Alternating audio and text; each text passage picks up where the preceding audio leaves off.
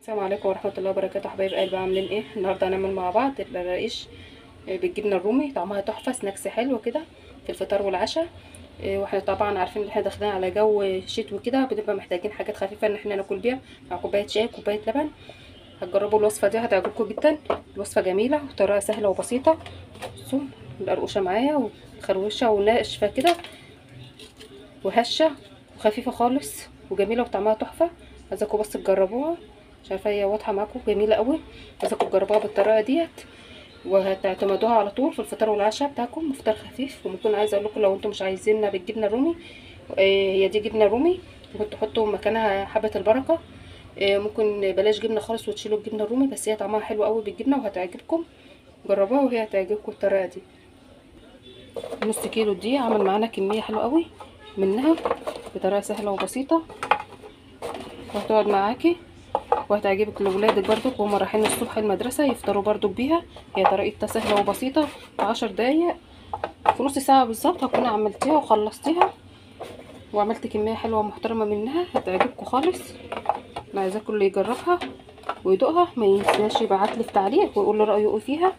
ولو عجبكم الوصفه ما تنسونيش في لايك واشتراك وتفعيل الجرس. يلا بينا نخش على القناه ونشوف الوصفه بتاعتنا ونشوف المقادير.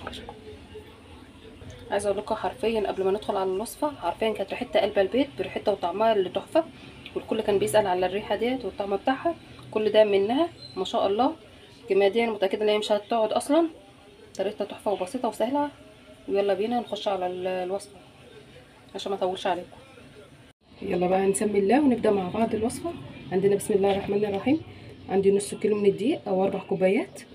لو ما عندكيش ميزان وعايزه تعايريه، عندي بقى معلقتين من السمسم. بسم الله الرحمن الرحيم. طريقه القراقيش دي طريقه تحفه قوي وهتعجبكم. معلقتين من السمسم، ممكن تحمصي السمسم لو انت حابه تحمصيه. عندي معلقه من الشمر، عندي معلقه كبيره كده من الشمر على اليانسون. ممكن تحطي زعتر لو انت حابه، ممكن ان انت حابه النكهه اللي انت حباها يعني تحطيها معاها. هديها تقليبه كده. احط نص معلقه من السكر عشان انا حاطه معلقه مع الكوبايه اللي انا مخمره بيها، علشان اجرب بس العجينه، اجرب الخميره، اعمل لها تيست الاول قبل ما اشتغل فيها. لو انت مش متاكده من الخميره بتاعتك تجربيها الاول في نص كوبايه ميه والمقدار اللي انت هتعمليه، او لبن، عشان بس تتاكدي ان الخميره بتاعتنا تتفاعل ونشطه معانا. هنقلب بس المكونات الجافه دي كده مع بعض. بسم الله الرحمن الرحيم. احنا قلبناها كده مع بعض اهيت. عندي بقى كوبايه الا ربع من الزبده على الزيت. ممكن تخليها زيت بس الزيت بس بينشفها، فانا مخلياها زبده على زيت. كوبايه الا ربع. هنبس بقى ده كويس. اهم حاجه بقى البس بتاعنا ده.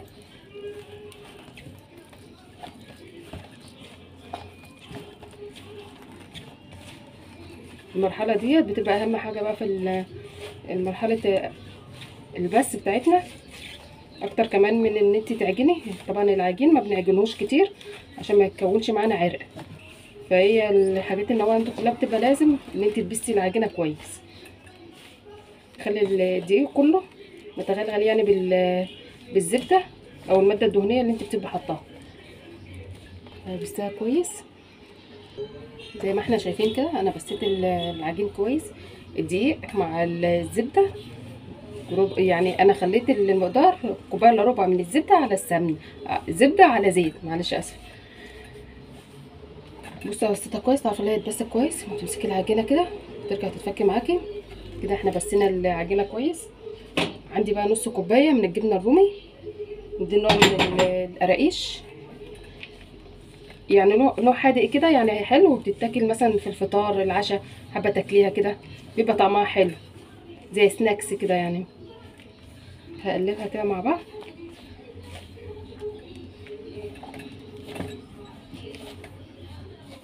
بالشكل ده. بصوا انا الخميره كمان كنت عاملاها تست كده لوحدها، دي كوبايه الا ربع من الميه. ممكن تعجني بلبن، انا عجنتها بميه كوبايه الا ربع ميه دافيه، وحطيت معلقه من الخميره ومعلقه من السكر. هنزل عليهم كده بسم الله الرحمن الرحيم، وهلم بقى العجينه بتاعتي. انا هلم مش هعجن عشان ما تعمل لناش بس عرق، ما تعملش معاكي العجينه عرق. لمي كده بالراحه العجينه.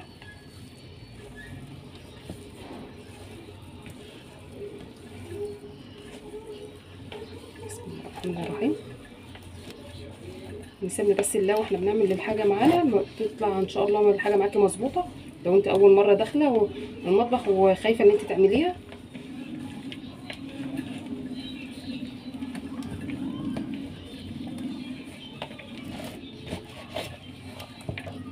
انا بلم العجينه كده زي ما احنا شايفين اهو.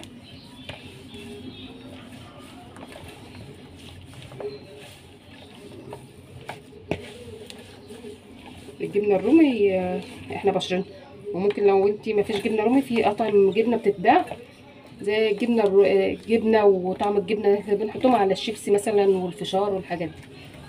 السناكس اللي احنا بنحط عليها ده، معلش لو الاضاءه بقى مش باينه. المها كويس. فانا هنا لميت العجينه اهيت، هي كوبايه الا ربع حلوه لها. لو انت لقيتها لسه يعني ما لمتش معاكي كده العجينه حلوه، تقطم كده معانا. ناخد قطعه كده بس اللي بتقطم، مش عايزينها عجن وعشان ما يبقاش فيها عرق. لو لقيتيها العجينه يعني عايزه معلقه ميه ممكن تحطي لها معلقه ميه، بس هي حلوه كده. وتحطي الكوبايه الا ربع الاول. بصوا انتوا لو ملاحظين انا عندي الجبنه عاملاها قطع صغيره خالص، انتوا ممكن تبشروها عشان ما تبانش معاكم، بس انا عادي يعني مش فارقه. فانا بس هاخد العجينه كده ما شاء الله. بصوا العجينه بقت حلوه معايا ازاي. حابه بقى تحطي حبه البركه براحتك، بس انا يعني ايه ما حبيتش حبه البركه عشان بس ولادي ما بيحبوش يعني حبه البركه. هسيبها بس العجينه ترتاح 10 دقايق ونرجع نكمل مع بعض بقيه الوصفه. عندي بقى العجينه بعد ما خمرتها كده 10 دقايق، سبتها بس ترتاح ما خمرتش. هاخد قطعه كده منها عشان اعملها رول. بسم الله الرحمن الرحيم.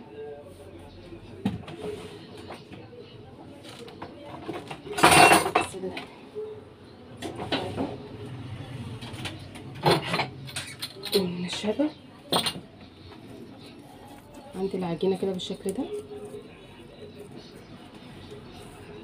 كده الاول رول كده،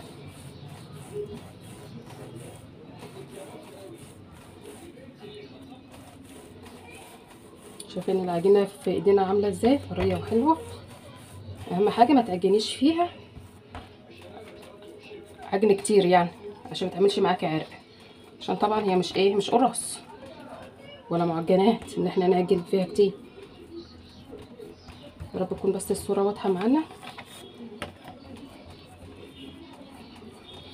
بالشكل ده كده.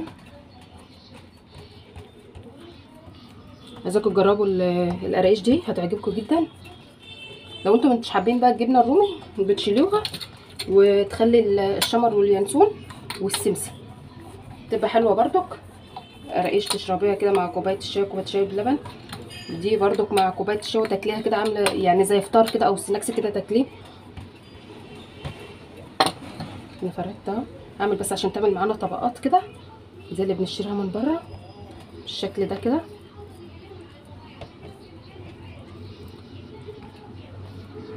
بصوا ناخد بالنا من التطبيعه دي اللي بتورق بقى معانا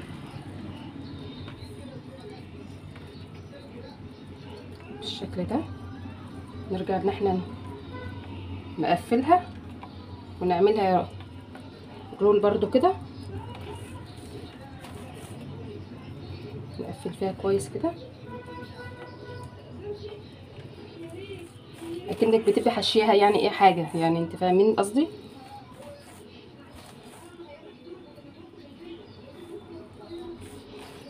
بالشكل ده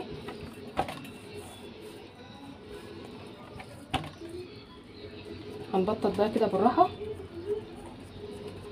طبعا السمك بقى انت بتحدديه، عايزاها تخينه عايزاها رفيعه. السمك يعني ايه اللي انت عايزاه، سميكه يعني. احنا هنخليها وسط عشان هي لسه هتخمر. عايزينها لا تخينه قوي لا سميكه قوي ولا رفيعه يعني قوي.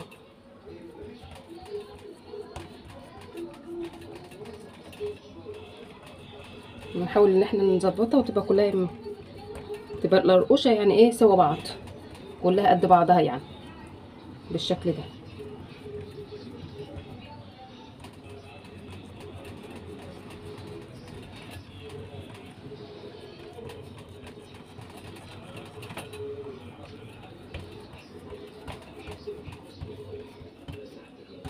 نسويها بقى بالشكل ده كده زي ما احنا شايفين كده. هنقطع بقى، عايزه تقطعيها بقى القطعه اللي انت عايزاها، سمبوكسات صوابع. نقطعها بالشكل ده كده.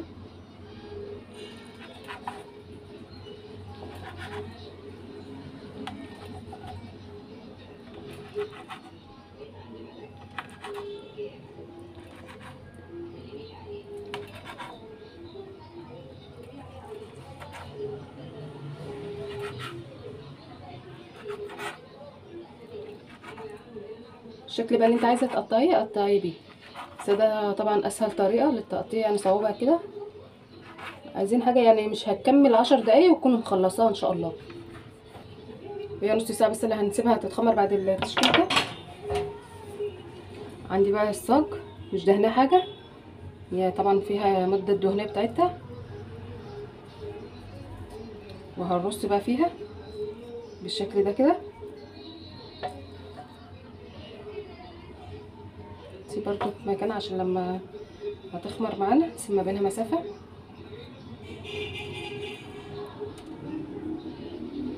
نكمل بقيه الرص وارجع لكم بالشكل ده كده اهوت. نكمل بقى بقيه ده. نجيب كمان حته عجينه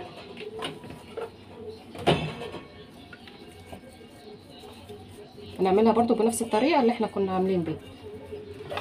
هنلفها الرول كده. بسم الله الرحمن الرحيم.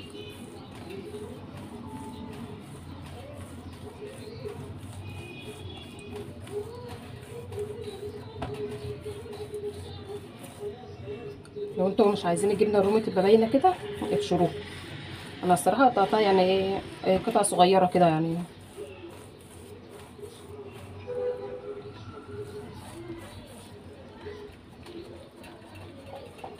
قطعتها بالشكل ده.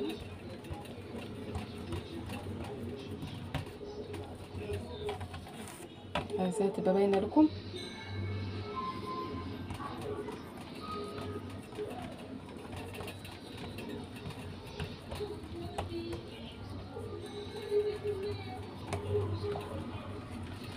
من غير نشابه، هي ماشيه معانا العجينه طريه وحلوه، ماشيه معانا من غير نشابه من غير اي حاجه ان انت تفردي بيها. عشان نلم بس القرصه او العجينه بتاعتنا بالشكل ده.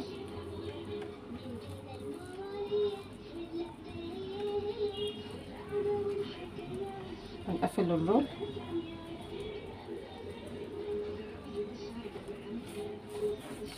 ونرجع نعملها رول تاني. دي بتتعمل لنا توريقه من طبقات وتوريقه كده من جوه القرقوشه متبقاش مكتومه.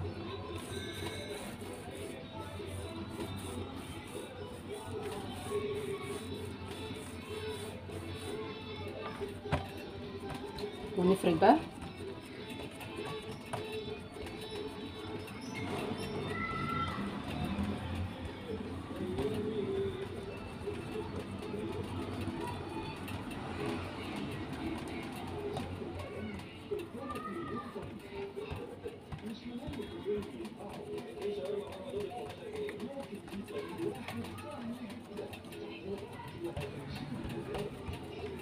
نحاول نسويها وتبقى العجينه كلها متساويه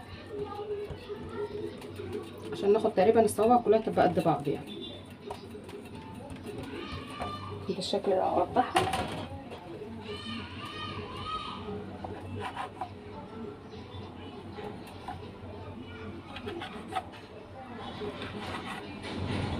بنقطع بقى بقطعه البيتزا بالسكينه، السهل بالنسبه لك اعملي بيه.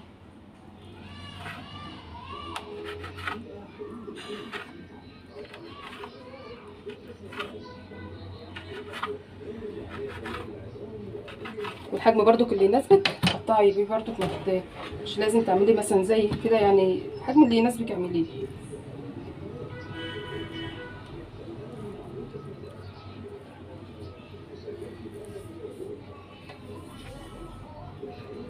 انا برص كده في الصاج، بنسلك بالراحه كده التقطيعه بتاعتنا.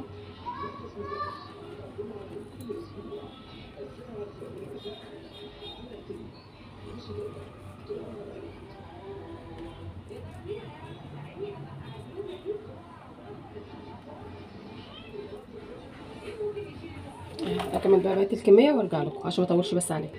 انا كده خلصت التشكيل بتاع القرقيش، ما خدتش معايا 10 دقايق التشكيل بتاعها. عملت كميه حلوه من نص كيلو، عملت معايا كميه حلوه. هغطيها بقى واسيبها تخمر نص ساعه، وبعدين نرجع نشوف التسويه بتاعتها. بالشكل ده عملت معايا الكميه الحلوه ديت نص كيلو، يعمل كميه حلوه. هغطيها واسيبها بقى ان هي تخمر، ونرجع تاني مع بعض نشوف التسويه بتاعتها. القريش بتاعتي نص ساعه زي ما احنا شايفينها خمرت اهي بالشكل ده. سبتها اللي هي تخمر نص ساعه. هدخلها بقى الفرن. انا قايده الفرن ومسخناه على درجه حراره اقل من المتوسطه.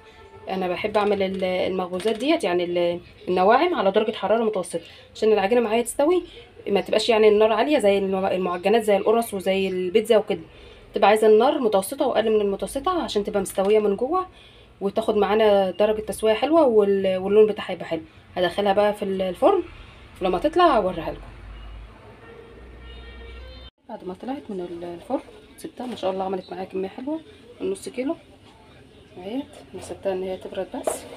طبعا زي ما انا قلت لك اللون ده من الجبنه، لو انت عايزه تبشريها براحتك. بص التسويه بتاعتها